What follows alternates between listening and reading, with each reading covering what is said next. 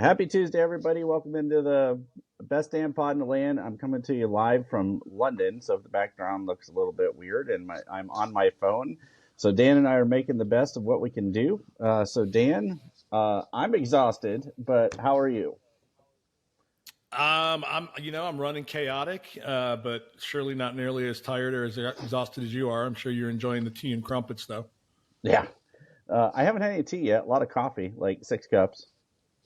Oh, okay, Yeah. okay. Yeah. Yeah. So I'm all right, man. I'm all right. I'm ready to. We have a dinner this evening with some higher ups, and then I'm gonna crash, man. So, what Hey, have if I you happen missed? if you happen to see Kate out there and you can get a picture and it's really her, you can make a lot of money. Just Okay, I'll try. putting that out there. Yeah, I'll try. So, what have I missed? Have I missed anything? I've had intermittent connectivity to Twitter. I saw our little spiel on the first family got a little traction. Yeah, a little bit. I mean, they're great. Just love those guys to death, and they posted another thing this today about just competing against the best, and it seems like they get it. Other than that, practice started back up today. Ryan had his press conference, a few little nuggets in there that we might get to. Okay. But it seems like spring break's over and back to who is it? Is it Eminem that said "back to reality"? Yeah, snap back to reality. Yeah. So real football is closing in on us because I know they're going to start hitting soon. Pads were on today. He said they were in and out in about 90 minutes. They don't want to, have any blowouts coming off of a spring break week, so they ease them Right. back in there. But I think they've got 3 more practices: Tuesday, Thursday, and Saturday this week. So Okay. should be good to go. Fantastic. All right. So getting right into our stuff. One of our viewers, listeners, tweeted to us, or might have tweeted just at me, and wanted to know if we were Chip Kelly, like if you were Chip Kelly or I was Chip Kelly, how would we handle the running back room and load management? You know, so the things I pulled out of that and I sent to you was who gets the lion's share of the carries? Is it situational? And then what's our dream scenario? So what if you're Chip Kelly? How do you manage this? And that's actually a really great question. Yeah, I think Trey gets the first snap, obviously, and I think you just go with your gut. Mm, I think there's going to be plenty of carries to go around. Ohio State's been playing 2, if not 3 guys. yep. Pretty consistently over the last few years.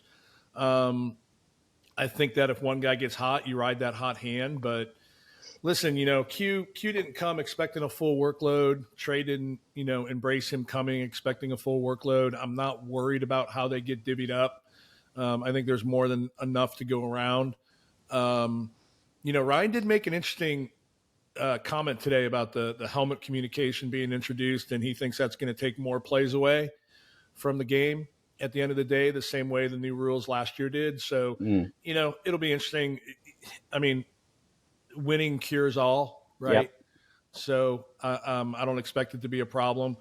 What's your take on it? So I think that I think it will be situational football, and I don't want to leave out Dallin Hayden or James Peoples out of this mix either, because I think I'm just gonna. We've talked a little bit about this, but I'm going to use the Akron game for example. If we're not up 30, by halftime, something went horribly wrong, and at that point, it better be a Dallin Hayden and James Peoples show. And if James Peoples isn't carrying the football 15 times in the fourth quarter, I don't know what we're doing. So Yeah, it'll be. I think it's Yeah, I agree. situational.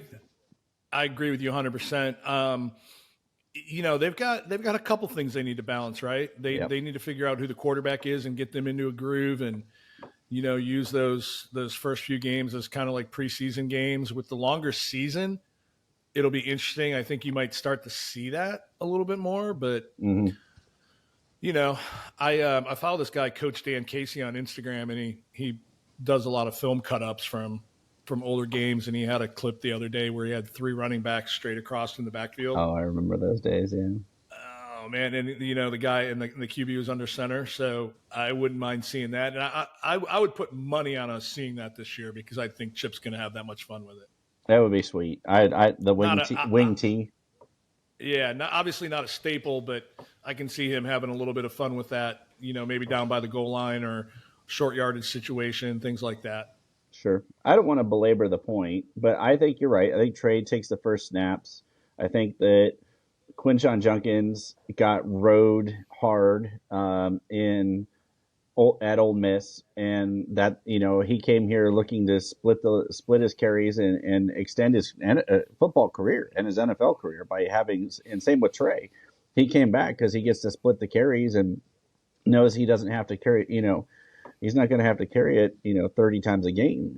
And I think they're okay with that. And so I'm good with it. I like it. I think it'll be situational, but I don't think Chip Kelly is going to have any problem utilizing those two guys in the best way that works for them. And I hope Dallin Hayden gets his touches too, whether that's 5 to 7 a game, whatever that looks like.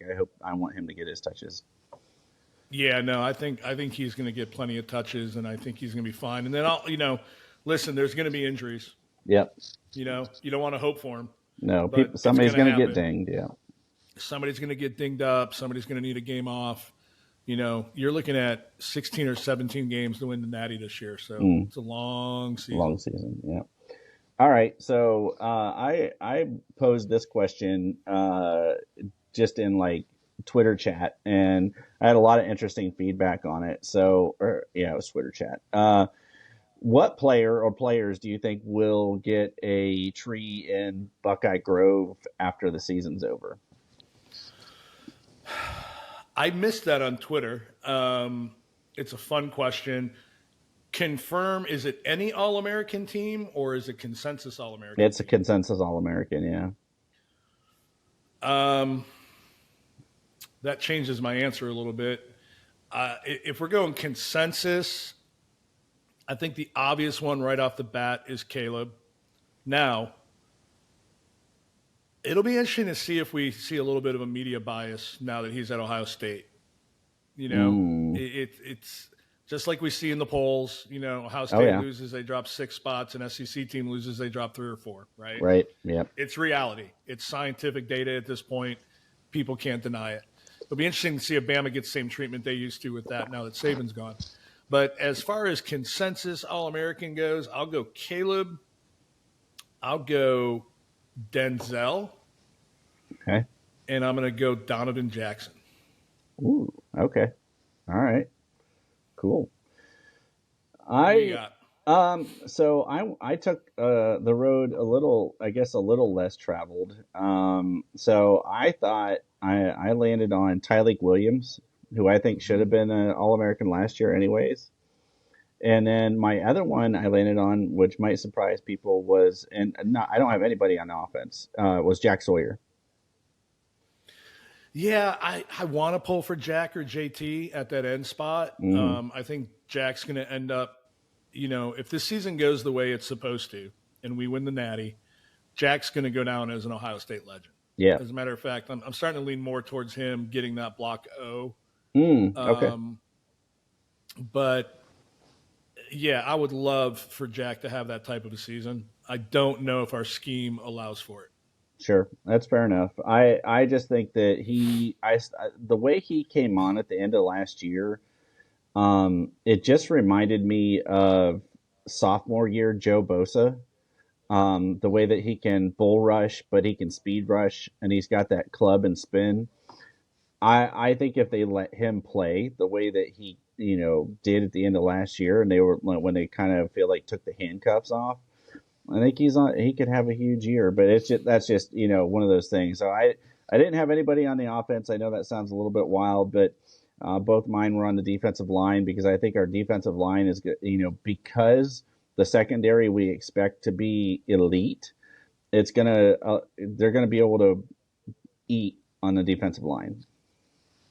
Yeah, for sure. And Tyleik's a good one. That's an obvious miss on my part. He made the preseason teams this year. Yep. I think the preseason guys were Caleb, Donovan, Tyleek. I don't know if JT was in there or not, Mm. and or Denzel, but yeah, no, it'll be fun to see what happens. Maybe a dark horse candidate, Nick Millardy, Okay. if he, if he can kick the way he kicks. Now, then Yeah. again, he might not get enough kicks during the season for it to matter. But man, Yeah. that guy's it's fun to watch his video. Yeah. I enjoyed him kicking the ball out of the stadium. So, and then seeing a couple of the other ones people have posted.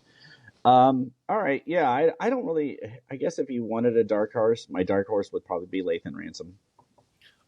You literally just took the words out of my mouth. And he might get a few more opportunities to have some picks because of Caleb, right? Yep. Being out there, it could be one of those situations where, you see that happen with cornerbacks quite often, where somebody they don't even get tested all year because people just stay away from Yep. them. So in that case, it could be an Iggy thing, right? So Absolutely. there's certainly a lot of options, a lot of choices, and it should be fun. Yeah, I agree with you. All right, so this was somebody else's question on Twitter that they posted, and I borrowed it. So if you posted this, sorry, I loved it. Ohio State did a phenomenal job in the transfer portal this year. What non-Buckeye would you love to go cherry pick from any team, any position, and plug in this year? So we obviously got Caleb Downs and some other stuff. So if you could go, and you can't say left tackle. I couldn't. You know what? This is horrible of me.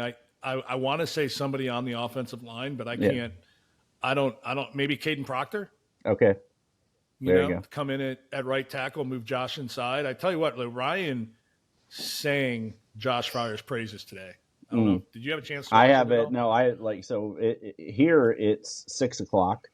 Yeah. So I've been off work for all of 35 minutes. Yeah. But I mean, he went out of his way. He suggested that Josh could slide inside. So I'll go with that. I'll go with Caden Proctor. Okay. All right. Cool. That's a good one. What about you? Boy, I really gave it a lot of thought, and I went with position and not necessarily name. And my position I came back with was middle linebacker. Okay. And I didn't go get a person. I thought best middle linebacker to fit our scheme. And I know this is no like slight to Cody Simon, because I think Cody Simon's a great young man. I think he's going to have a good season. But with us not being sure whether it'll be CJ or Sonny or what that looks like with the second linebacker, and because we're moving on from another multi-year starter, and this is a fifth-year senior who's played some football, but I'm just not sure what we would get. I think I would go get a middle linebacker that's played and it's elite and is ready to be a day two at the minimum NFL draft pick and be the linchpin of that defense and in the middle. And that because I think that this defense has a chance to just be probably one of the best we've watched, and that feels like the missing cog for me. Yeah, or that other tackle spot, defensive tackle spot, maybe. I think they'll be able to fill that. I do. I think that room's deep. I do too. I think it's a lot deeper than people give it credit for, especially with the most recent recruiting cycles being the recency bias. But middle's good. Middle's good. All right, so I brought it up on purpose. So I said I don't know who was going to be with Hicks and Styles at that other linebacker position, and I know we're leaving out Gabe Powers, so I apologize, Gabe. I'm rooting for you, buddy. If talent equates when it comes to Hicks and Styles for the same linebacker position, who are you going to start? I mean, I'm going Sonny. I just, as much potential as CJ Hicks has, he just hasn't put it together yet. I don't know if he understands the defense the way he needs to. So I'm going Sonny. Sonny doesn't come off the field in my defense, period. Okay. I don't even know if he comes off in a situational type of a setting. I mean, what can't he do, right? Mm-hmm. Unless he just needs a blow Yeah. to catch his breath. But I'm going Sonny. The kid he doesn't need to come off the field. Yeah. What All about right. you? Yeah, I'm right there with you. It's Sonny Styles, and I think that from a perspective of what he could do as a pass rusher too, in that position. I'm not saying C.J. Hooks couldn't do that. I just haven't seen him do that, and I have seen Sonny Styles do that. So from a safety position, so I think that it's you're the the future for Sonny Styles is at linebacker, and I think that could propel that room as well. In the future with bringing in recruits, if he plays at an elite level, you can say like, look, we brought this kid in, he played safety, we moved him to the linebacker, he was end of the first round, 28 to 32 pick, and come here and we can do the same for you. And so I think that's why I like his athletic prowess. I think he can cover tight ends. I think he could help you in the slot a little bit if you needed to slow somebody down on a crosser. So yeah, I'm with you 100%. Sonny Styles. Yeah, he's a guy that if the rules were old school, I'd love to see him handle that crossing route. Oh yeah, just blow somebody up. Yeah, Can you drop a shoulder. imagine? Yeah, And you mentioned, him coming off the edge every once in a while. We recently talked about how Knowles mentioned that he'd love to be able to install that Eagle package. And I yes, think the assumption there is that you'd see JT and Jack, widen out a little bit and bring, three wide bodies in there. But,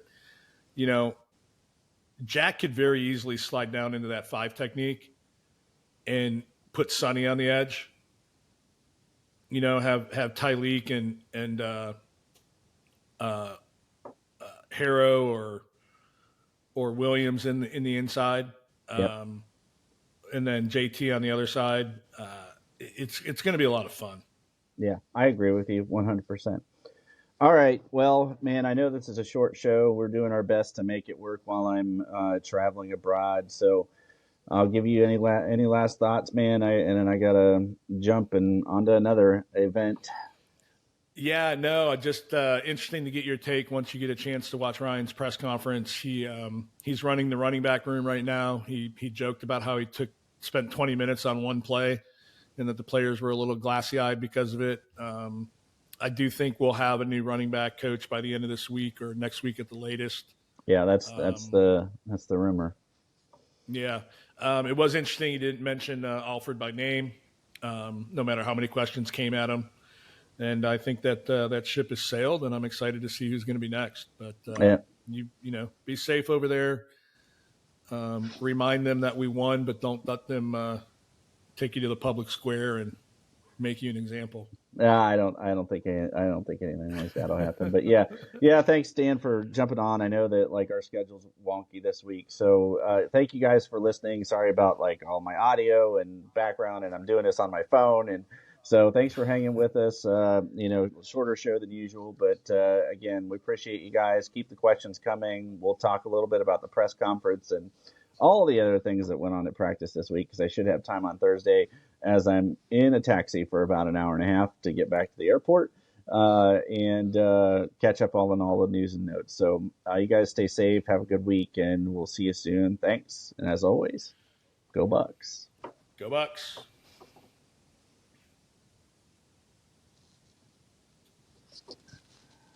All right, no problem. Yep. And Talk then to you Friday, soon. you're back in town, right? Yep. I'll be back Friday. We'll be able to do it. No worries. All right, cool. All All right, right. thanks, man. Yep. See ya. Take it Bye. easy.